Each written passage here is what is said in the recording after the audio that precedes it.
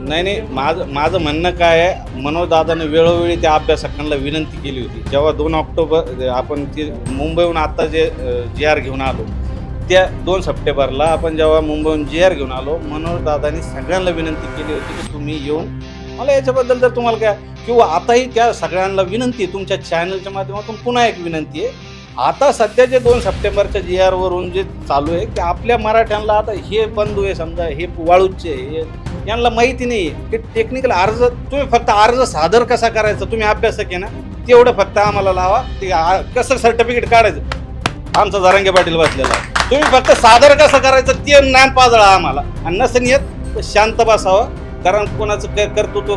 मी लहानपणी तुम्ही बघा ना, एखादा म्हातारा माणूस आपल्या घरात जुनं खोड असतं, ते काय म्हणतो माहिती आहे का, अरे मी माझ्या काळात मी वस्ताद होतो, पैलवान होतो, आणि आता काय खुडूक झालं. आपण काय म्हणतो, गप्प नको सांगू.